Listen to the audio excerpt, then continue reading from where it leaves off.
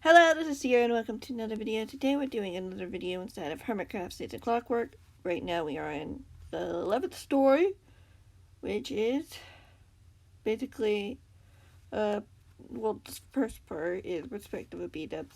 And, yeah, let's get into it. Episode 42. If you haven't read any other chapters and all that, you probably should. Spoilers, and I cannot tell you everything. Just so you know, it did not go away. Chapter 1. He wasn't sure where he was or how he'd gotten here.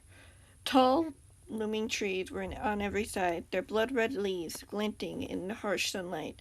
The last thing he remembered was crawling into bed after a long day of trying to control the redstone capabilities he had, trying to make sure they didn't go crazy. They'd been starting to grow again after he'd managed to get help from Tango and Gem to get rid of the bite. It had been a week or two of relief, only to see hints of it returning. He looked around at the glowing red trees as he felt goosebumps crawling down his arms and back as he slowly turned around, looking into the dark cave before him, a huge cavern of darkness, sucking out the sunlight, suffocating it into silence.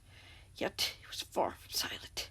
He could hear what sounded like feet scurrying on what seemed to be stone floor, squishing over moss or even leaves that must have fallen into the cavern at some point. He squinted as he could see a subtle shadow in the darkness. It was big, very big. Not again, he whispered to himself, then to the world around him.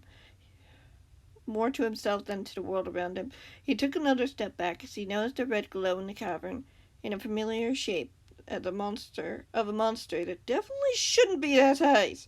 He did not want to look at it. Didn't want to watch at the giant arthropod crawled out of the cavern. Its beady black eyes contrasted against the glowing red shell. Its pincers opening and closing ominously as their eyes met. Bdubs swallowed as he tried to run, hearing the giant glowing red silverfish charging right behind him, locking on its target. As he tore through the trees, weaving around them the best he could, hearing the creature crashing through the obstacles as if they were nothing. The chase felt like it was going on forever, as he heard trees falling and cracking behind him, could feel the creature stomping on the earth, shaking the ground beneath him. He wanted to call for help, but he knew it wouldn't be worth it. He looked over his shoulder, stifling a scream as he saw the monster mere feet away from him, its pincers directly over his head. He turned to his left, hoping the monster would have trouble pursuing him, only for him to be swung off his feet and flung into the air by a swishing giant tail, glowing red tail. He hit the ground as he groaned, sitting up as he watched the creature approaching him. His eyes still locked on him as it neared him. His ugly face was all that he could see, his pincers opened wide. As he looked away, screaming, just as he felt himself being shaken awake, he opened his eyes, looking up to see the room was going crazy.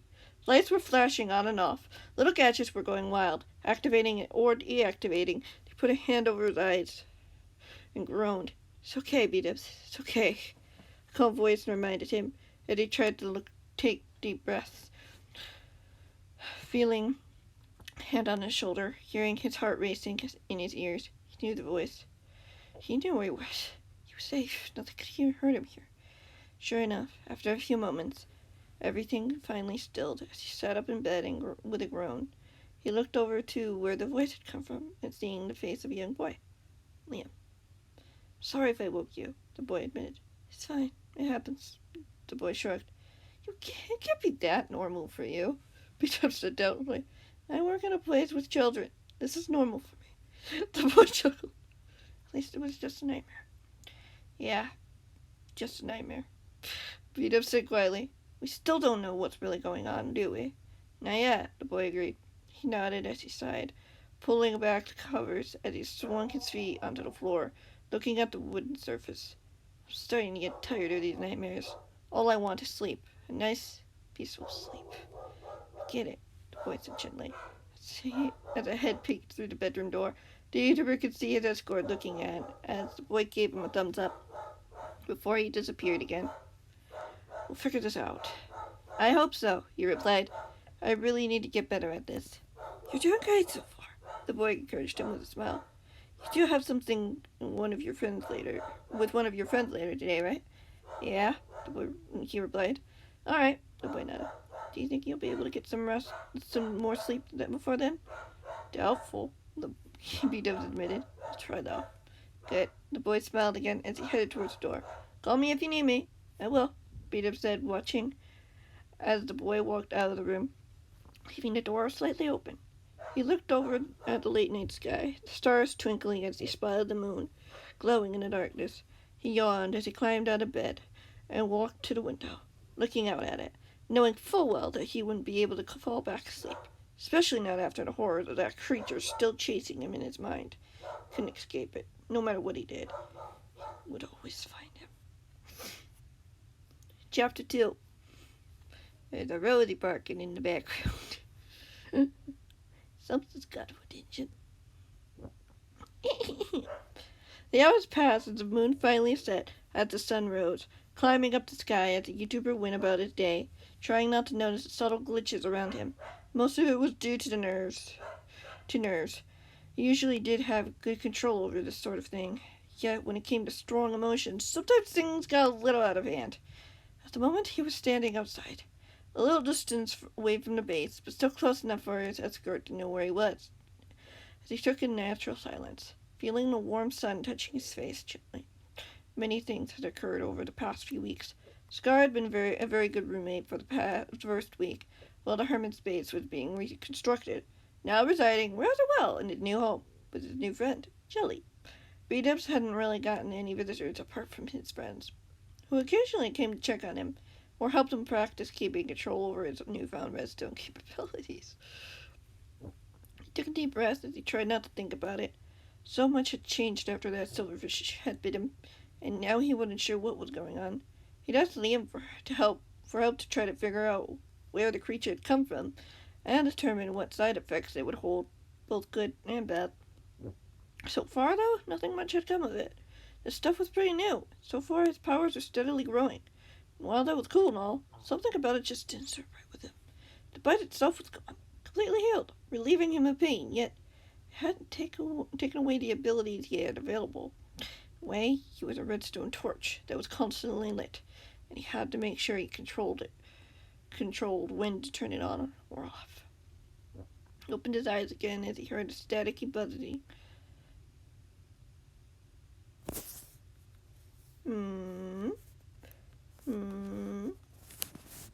There we go. Static buzzing in his pocket as he looked down and took it out. The screen looked a bit distorted and glitchy as he pressed a button or two, seeing that someone was trying to call him. A moment passed before the connection broke, just as it clicked in. Confused. He sent another signal as it failed. The machine beeped again as he took a deep, calming breath. Really didn't want this sort of thing to be happening right now. Finally, the distorted images cleared as the device connected. Hello? Who's there? Hey, you still up to testing out some more things today? Jacob's voice asked through the speaker, but Bdubs could barely tell it was him. As he frowned. Of course. Yeah, of course, the YouTuber replied. Are you sounding weird to you? No, you're fine. Why? Dango asked. This thing is acting up. Bdubs sighed. That's not great. Should I have a look at it? Dango asked curiously. Might not hurt, but yeah, of course, I want to try some stuff out. It'll be fun. I'll be right over then. Are you at your place? Dango replied happily. Yeah, just outside to get some fresh air, the YouTuber stated. You nervous? Dango asked. Maybe a little, he admitted. Don't be, it'll be fine, Dango said quickly. We'll see. Alright. Bdubs chuckled. Take your time. We don't want any observers, if you know what I mean.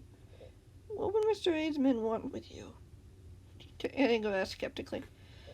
You never know, Bdubs pressed. You know I will. The YouTuber laughed. See you in a minute. The YouTuber opened his mouth to say more as the device crackled, the images of the hermits distorting again. The connection was gone.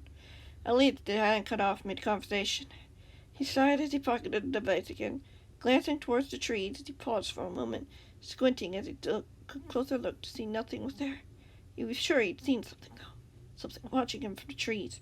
He couldn't be so sure what or who, but the possibility of what could happen was pretty small. He walked back towards the base, opening and closing the door behind him. As an uneasy thought crept into his mind. Did Mr. Hayes' men have anything to do with any of this? Why else would something be watching him from the shadows?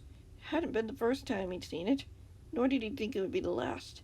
As he glanced up at the ceiling, just time to see the lights above him flicker before turning off. As he let out a sigh. Oh, poor Bdubs.